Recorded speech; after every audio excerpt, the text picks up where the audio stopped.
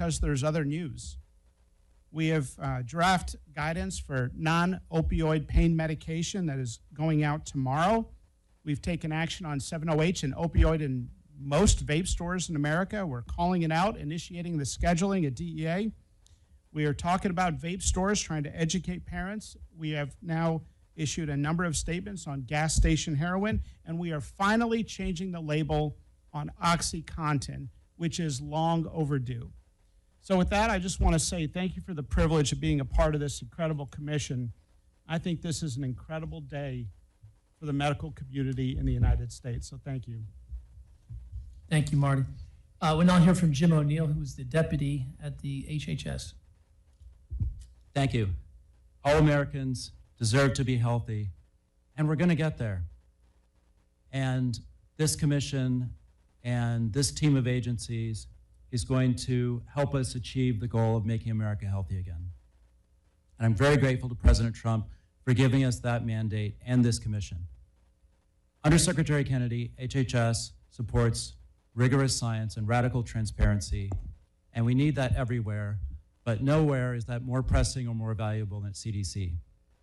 Over the past 15 years, sadly, CDC presided over rising chronic disease and flatlining longevity. And trust in our public health agencies collapsed. Together, we're working to refocus CDC to its original 1946 mission of protecting Americans from infectious disease. That's working. To do so, we must earn the trust of the public through integrity and radical transparency. We know chronic disease made COVID especially deadly because of the interaction between infectious disease and chronic disease. Tools that are meant to fight disease, such as vaccines, antibiotics, and therapeutics, can save lives, can also trigger adverse events in some patients. And that truth must no longer be denied or distorted. We're bringing transparency and research to this critical connection. We're also investigating the health effects of substances, including microplastics, fluoride, and PFAS. Several childhood cancers have rising incidence among American children, likely due to changes in diet or the environment. CDC has set up a nationwide childhood cancer environment program, a pediatric cancer training initiative to address the knowledge gap about hazardous exposures and childhood cancer among pediatric oncology providers. We're researching the connections between pediatric oral health with chronic disease and cognitive development. We're also reviewing financial links between our science agencies and food and pharma companies. We require more transparency to prevent regulatory capture and fund independent research that is objective and unbiased. Heart disease, diabetes, obesity, and other diet-related illness kill 7 out of 10 Americans. Nutrition drives disease, and it must be at the core of our response, beginning with medical education. We're reviewing and updating regulations on healthy food in hospitals. Following the release of our new dietary guidelines, which we're developing with our friends at USDA, Head Start will promote healthy breakfast and lunch for our nation's most vulnerable children. I would like to thank all of our peer agencies here, OSTP, CEA, Department of Agriculture, DPC, EPA, for working with us on this commission, on this report, and on all of these important projects. New and better science can help Americans to make better choices to prevent and treat infectious disease and chronic disease, and to lead longer and happier and healthier lives. Thanks, Jim. Thank you, Jim. We'll now hear from Pierre Yared, who is the Vice Chair of the White House Council of Economic Advisors. It's a privilege to be part of this commission and an honor to be part of this notable event. I want to thank the President for his leadership and Secretary Kennedy for your commitment to health, and in particular to the health of our children. There are many notable programs and initiatives within this report, and I want to highlight one very important piece of it, which is personally very important to me as a parent, which is the mental health of our children. We are in a very serious situation when it comes to mental health. Based on various metrics, depression, anxiety, suicidal thoughts, we have seen a deterioration of these measures over the past decade. And this is an unacceptable situation. Mental health issues are the #1 cause of death for our teenagers. And this is a very significant problem that our nation must address. This report highlights numerous initiatives to address this issue. In particular, It highlights the importance of collecting and creating an infrastructure of data for various researchers in order to better understand the causes of this mental health crisis and focus on the types of solutions. And the idea is that this report and this initiative can provide families, can provide caretakers and educators with the necessary tools to help address these issues with our children. We cannot stand by and let the current situation go on. We need to address this issue, and I want to thank the Commission for making this so important. Thank you, Pierre. We'll now hear from Michael Kratsios, who is the Director of the White House Office of Science and Technology Policy. Thank you so much, Vince, and thank you, Secretary Kennedy, for hosting us today and for your leadership in making the health of the American people a priority for this administration. The Make Our Children Healthy Again strategy report is great, and I am thrilled to be celebrating it with you and other colleagues here today. One of my primary tasks as the White House OSTP Director is overseeing the execution of the President's vision for U.S. leadership in artificial intelligence in ways that benefits all Americans. I am very thrilled that our MAHA strategy makes the integration of AI in cancer treatment a priority for HHS research. I truly believe that, trained on the appropriate data sets, the statistical pattern recognition that constitutes our cutting-edge AI models will revolutionize early diagnosis, personalized treatment planning, real-time health monitoring, and preventive care in ways that will really transform patient outcomes for Americans of all ages, but especially for America's kids. I'm very confident that AI will be a critical part of preventing and treating pediatric cancer because it's already being used to fight cancer in adults. A translational AI group in the NIH called AI Resource is currently developing AI models that help with object detection and segmentation in biomedical research, and the interpretation of imaging studies for cancer diagnosis and prognosis, and the discovery of novel pathological biomarkers in image data. The White House is eager to support HHS as it invests in research that uses AI systems to uncover causes of cancer, identify cancer risks as soon as possible, and intervene before cancer develops. We are thrilled to partner with HHS and NIH to further develop AI-assisted gold standard methods for using existing data and emerging technologies to tackle the crisis of childhood chronic disease and pediatric cancer. The limiting factor in AI's ability to improve medical outcomes right now is not the technology itself, but the slow adoption of these tools, particularly in established institutions and processes. We in the federal government have an opportunity to support, incentivize, and encourage experiments in AI adoption by the healthcare sector and to share best practices and lessons learned with you. As a new dad, I have felt the responsibility of my role in new ways in recent weeks. OSTP coordinates science and technology policy across the administration, and that includes implementation of gold standard scientific research principles and the careful pro-innovation frameworks that can form the foundation of healthier lives for America's children. I'm proud of the work my team is doing and grateful for the dedication that all members of the MAHA Task Force, especially you, Secretary Kennedy, have demonstrated every day as we seek to protect America's health for generations to come. Thank you. Thank you, Michael. That concludes the round robin. Secretary Kennedy, would you like to give some closing remarks? I'm very proud of the work of this commission, and I'm very proud of the outcome. And again, I want to thank the people who made this happen and who are working on the details day by day, Dr. Heidi Overton and Kelly Means.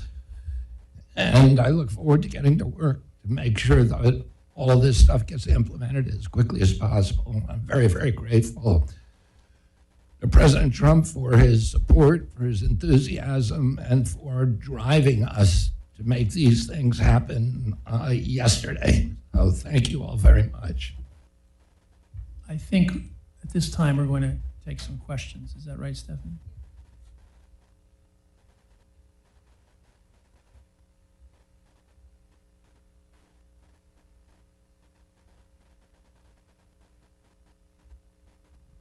Hello? Okay.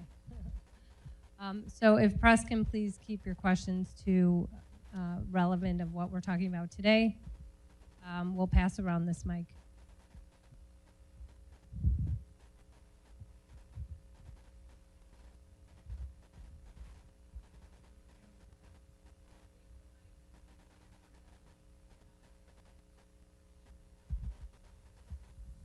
Hey, Kara Castronova from Lindell TV.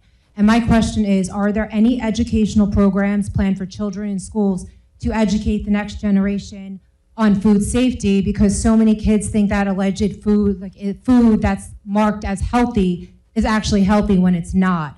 And that's something that I really noticed. Is there any planned collaboration with the Department of Education on possibly visiting classrooms and working with the next generation hands-on in a classroom setting? Yes, absolutely. We're actually going to use the President's Council on Sports, Fitness, and Nutrition to partner with the Department of Education, HHS, USDA on a Healthy Schools campaign that will provide that education in our schools starting this fall.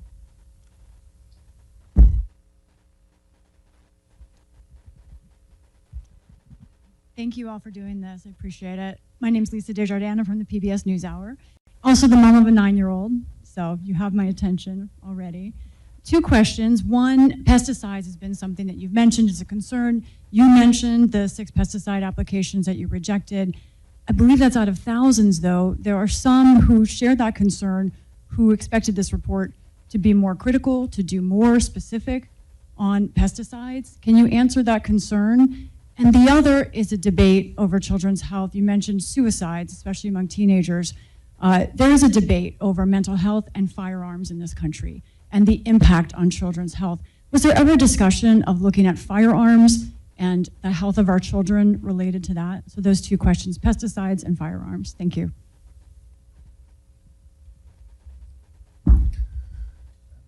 I'll answer the question. The firearms question, we're doing research. You know, the firearms question is a complex question, and it's not an easy question. The violence is what we're concerned with. This sudden onset of violence that began in the 1990s, where people would do something that has never been happened in history, which is somebody walks into a school or a church or a theater and starts shooting strangers.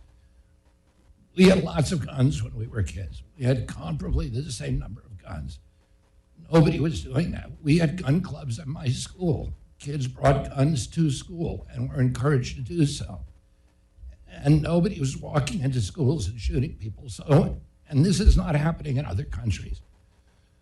Switzerland has a comparable number of guns as we do, and the last mass shooting they had was 23 years ago. We're having mass shootings every 23 hours. Oh, there are many, many things that happened in the 1990s that could explain these. One is the dependence on psychiatric drugs, which is, in our country, is unlike any other country in the world. It could be, there could be connections with video games, with social media, there are a number of things, and we are looking at that at NIH. So we are doing studies now. We're initiating studies to look at the correlation and the connection, potential connection between over-medicating our kids and this violence, and these other possible co-founders as well. Your other question,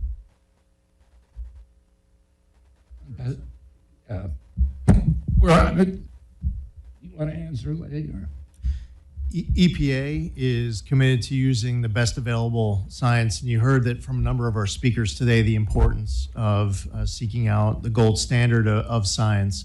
As I covered during my remarks, we are concerned from an enforcement standpoint, the use of illegal pesticides, the importing of pesticides into the country, and working with other partner agencies to crack down on that.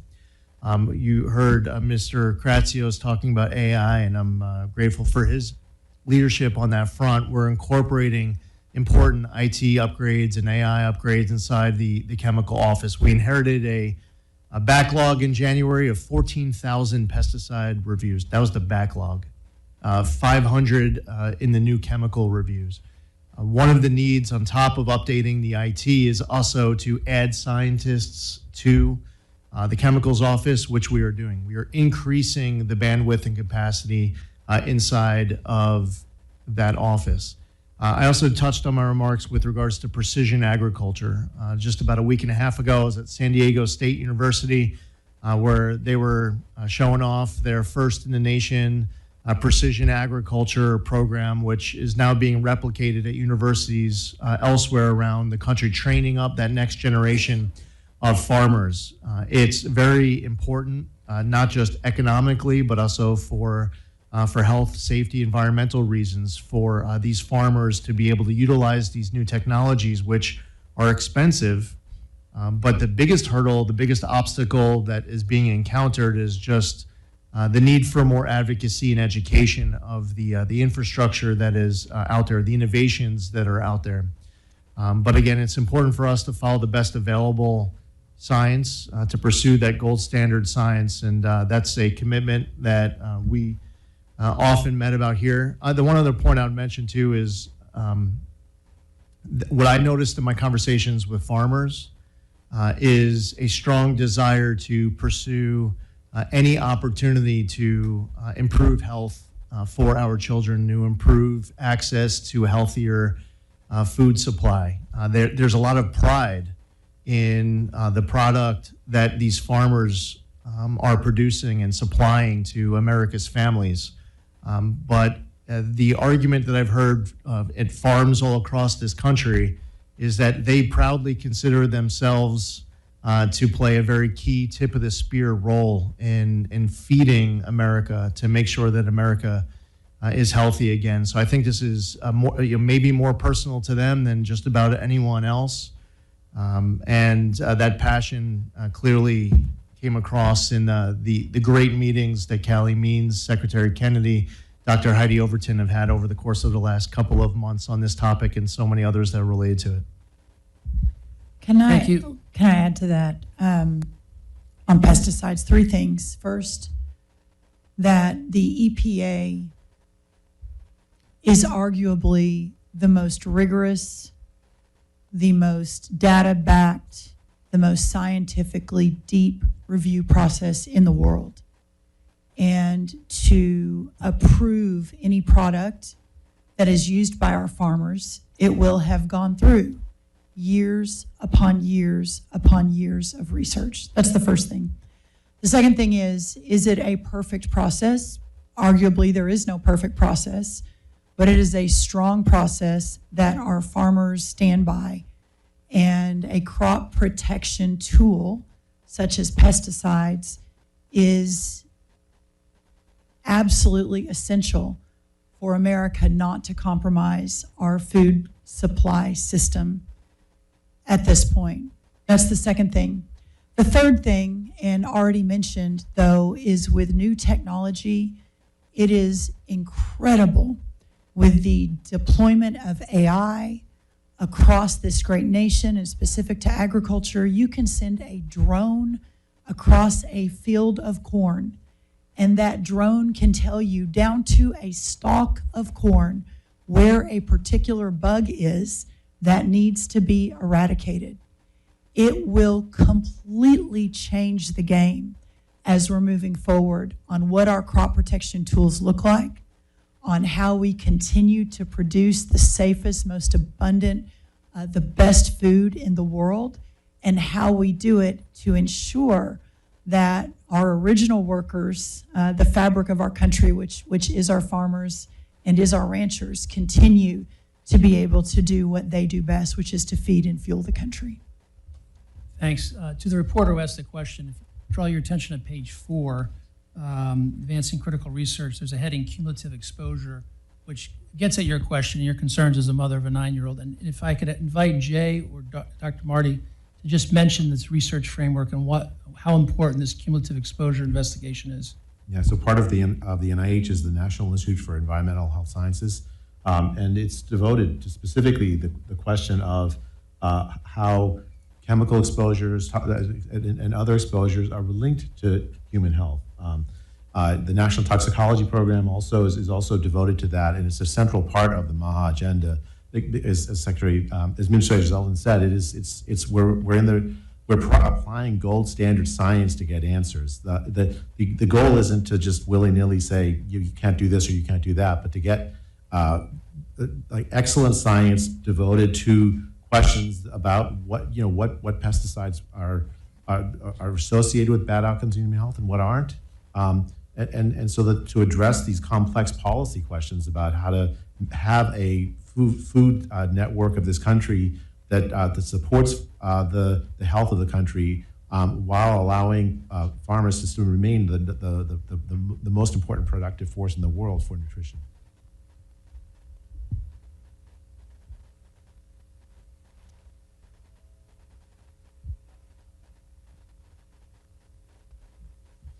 Thank you, Secretary Kennedy, for your leadership to taking us to this historic moment.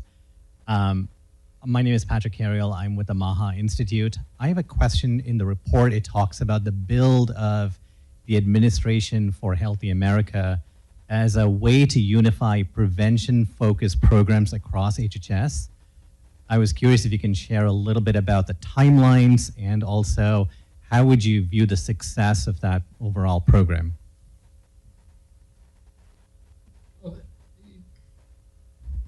The various sub-agencies that were looking at health outcomes from toxins, from food, and from air and water were dispersed around all the agencies. There was a lot of duplication and no real targeting of results. And what we're doing is we're making sure that everybody at HHS and all the agencies at CDC, NIH, and FDA wake up every morning and know what their mission is. And their mission isn't just to check boxes or to study one exposure or another. Their mission is to make America healthy again. And part of that is eliminating the duplication and consolidating all of these research efforts in a way that we can direct them to that outcome. That's never been done before in our agency. There was no real sense of mission. And that's why, our agency has increased in size enormously since the 1970s, and our health is getting worse and worse. We grew 38% during the Biden administration. Our workforce increased by 17%. And yet, throwing all that money at the agencies was doing nothing. Our health declined precipitously. And so what we're doing is streamlining the agency and consolidating it so everybody knows what their job is and that they're working together in unison. And all the disparate groups that were studying little different silos of the health crisis are now consolidated, and they have a clear outcome in mind, which is to end chronic disease in our children. And it's measurable, and so that's what the reorg is about.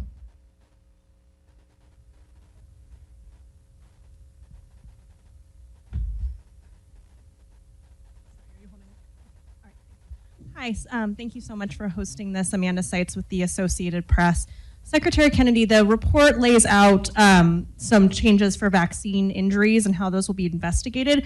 Can you expand more on how that process will look differently than it already does, since the government does investigate vaccine injuries currently?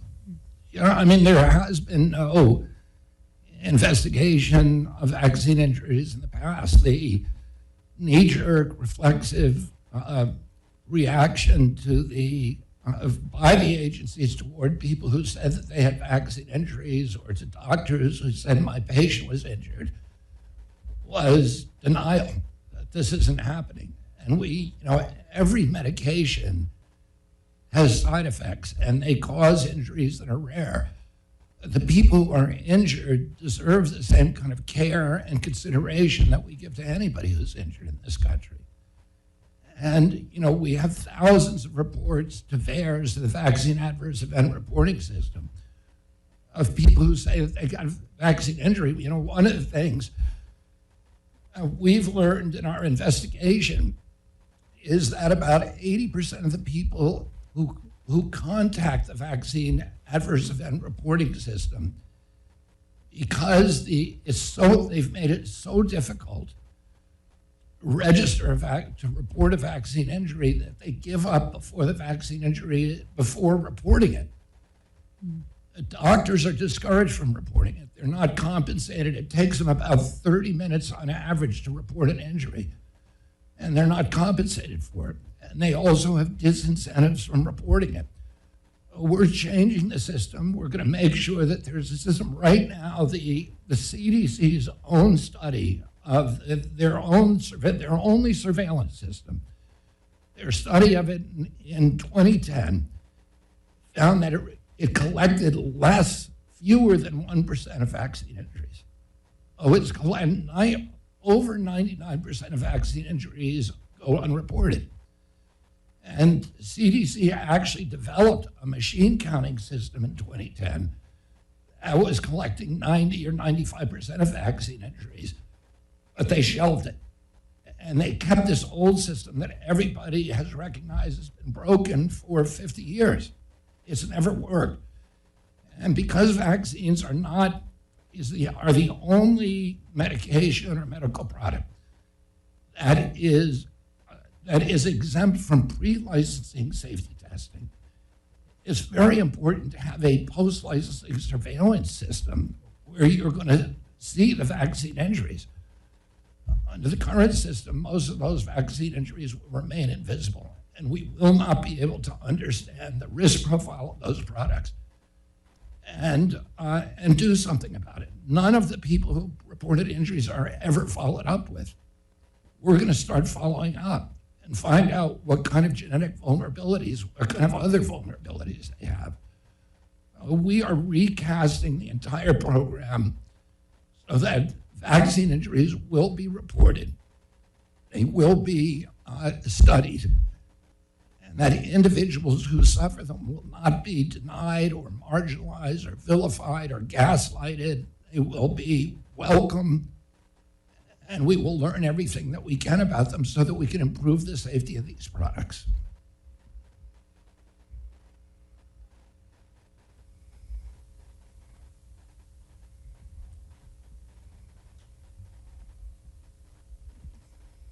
Thank you. Cheyenne Hazel with ABC News. I was wondering, Secretary, if you could respond to what the President said on Friday. On the same note here, he said, there are vaccines that just work, pure and simple. I was wondering if you disagree with those comments he made on Friday, and if you could tell us more about your plans on the host of vaccines outside of just the COVID vaccine, if you have plans to change any of the rules around those vaccines and access to them. There's a committee, the Advisory Committee of Immunization Practices, is reviewing the science on every vaccine.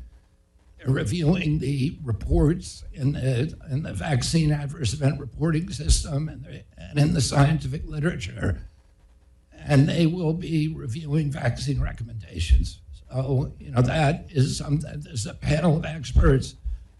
It's going to meet again, I think, on September 18th, and they're going to do a real gold standard scientific review.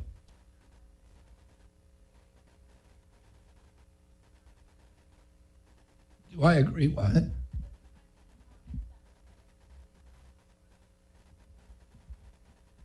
I agree with that. Thank you all.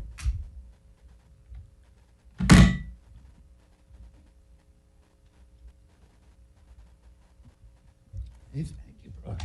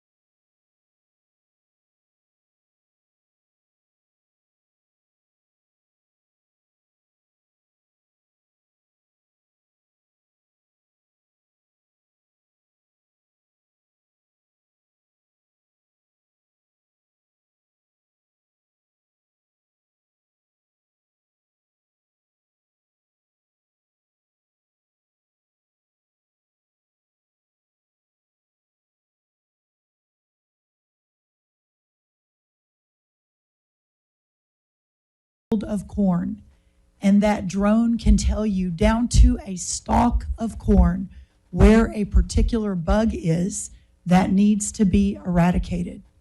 It will completely change the game as we're moving forward on what our crop protection tools look like, on how we continue to produce the safest, most abundant, the best food in the world, and how we do it to ensure that our original workers, the fabric of our country, which is our farmers and is our ranchers, continue to be able to do what they do best, which is to feed and fuel the country.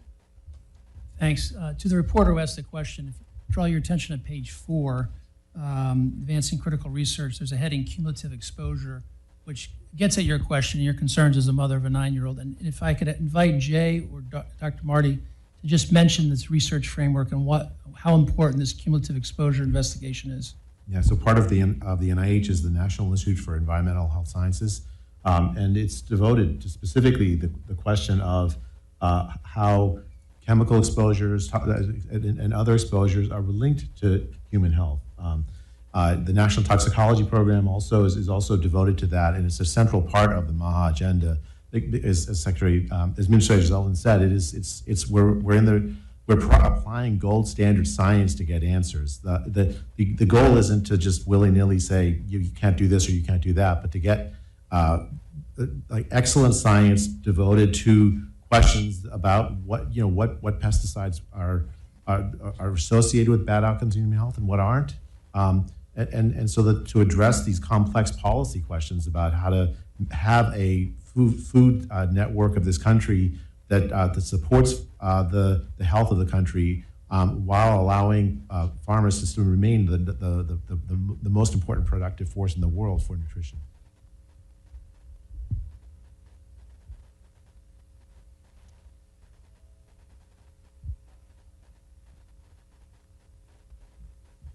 Thank you, Secretary Kennedy, for your leadership to taking us to this historic moment. My name is Patrick Carriel. I'm with the MAHA Institute. I have a question. In the report, it talks about the build of the Administration for Healthy America as a way to unify prevention-focused programs across HHS. I was curious if you can share a little bit about the timelines and also how would you view the success of that overall program?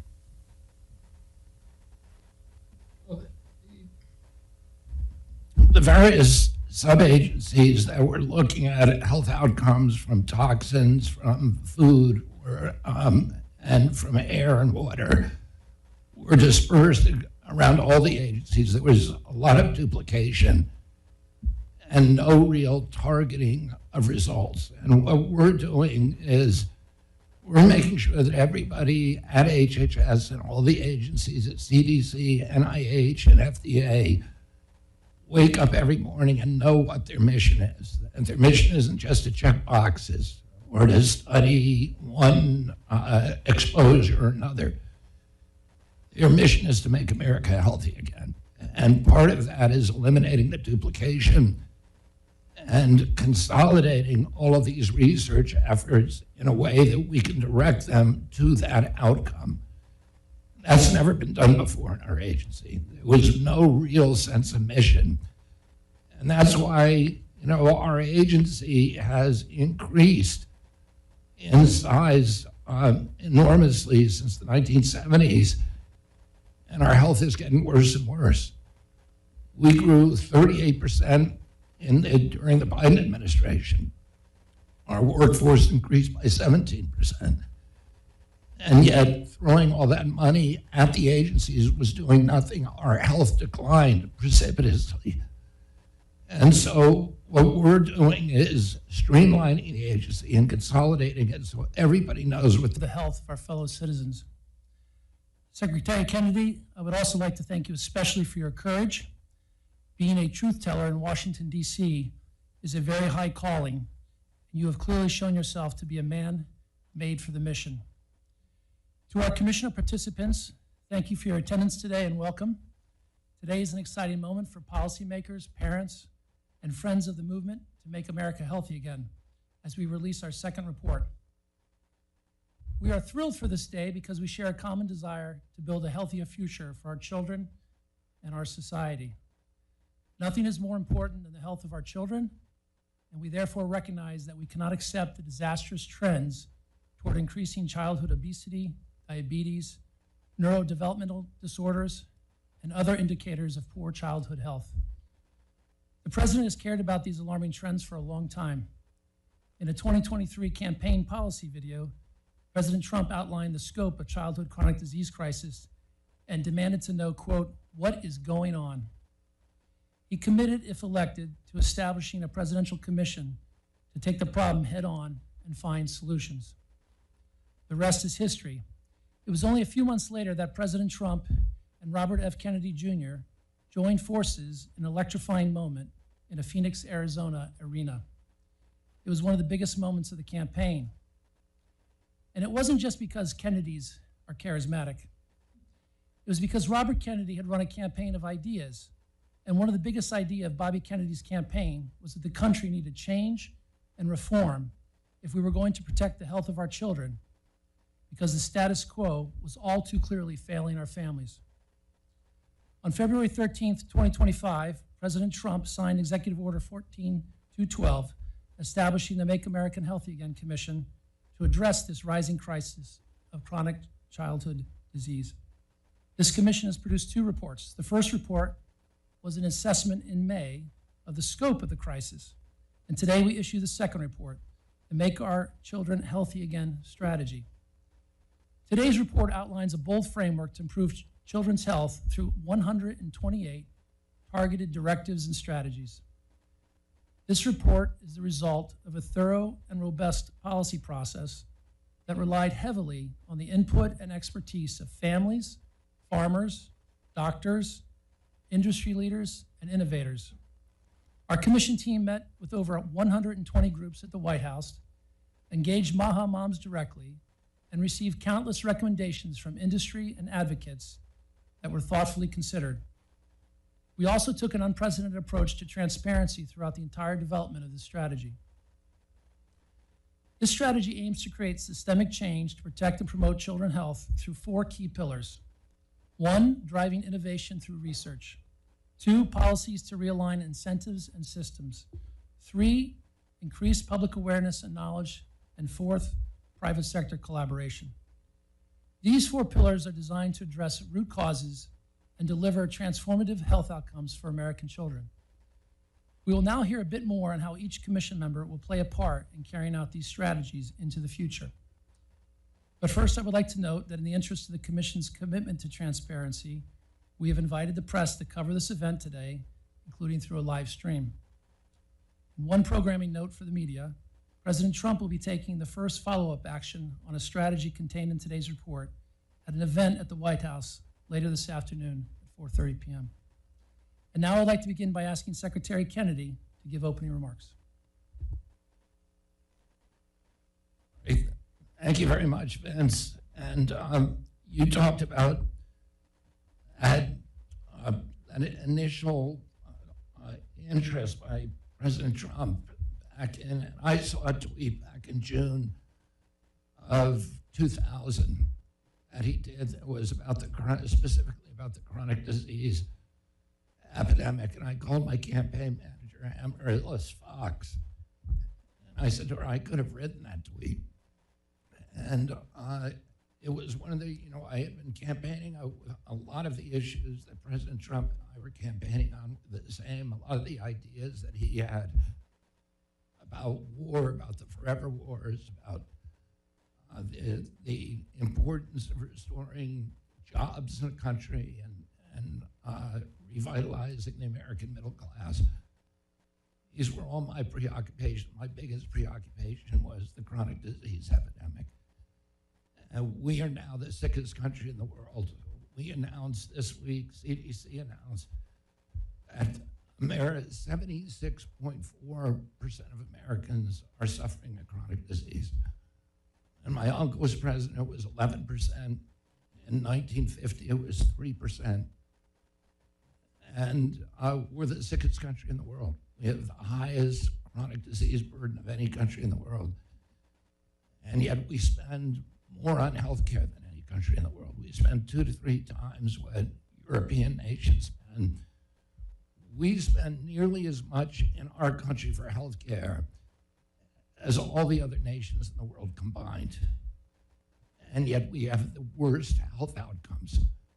We've lost 6 years in lifespan and longevity to Europe in the past 20 years.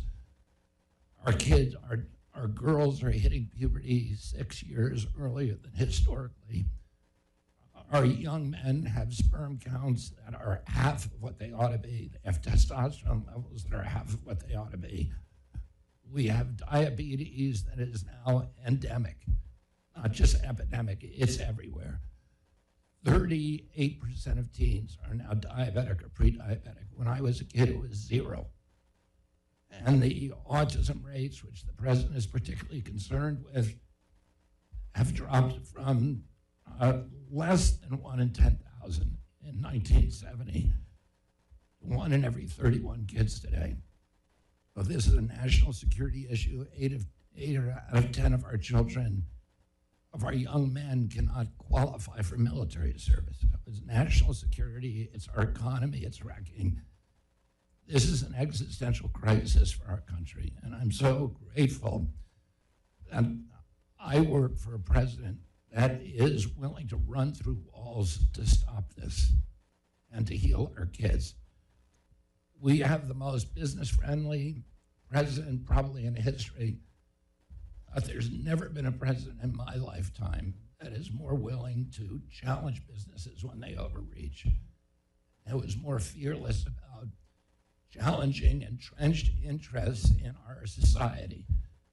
And so many times I've had discussions with him about a certain injury or illness, and he'll say how unpopular it will be if we talk about the solutions, which are going to hurt certain businesses. And he said, I don't care. He says again and again, I don't care. This is children. We need to save the children.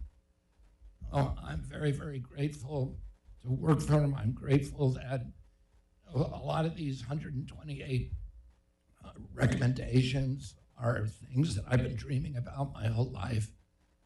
I've been working for in congressional campaigns and presidential campaigns for other candidates. And they get into office and they say, well, we just can't do it. A lot of these things are things that I never thought about. It came from our discussions. We met with 150 farmers and farm organizations. We met with every kind of stakeholder, with doctors, with patients, with just regular Americans, and with school teachers, with people who are deeply, deeply concerned about what's happening to our children. There's never been an effort like this across all the government agencies. We had historical, unprecedented cooperation among my agency, HHS, with Marty McCary and Jay Bhattacharya, all working hand in glove with each other, working with the other agencies, with Brooke Rollins at USDA, with the U.S. Trade Representative, with Lee Zeldin at EPA, and the other cabinet secretaries. And all of us are aligned. All of us are balancing complex issues with many, many diverse stakeholders.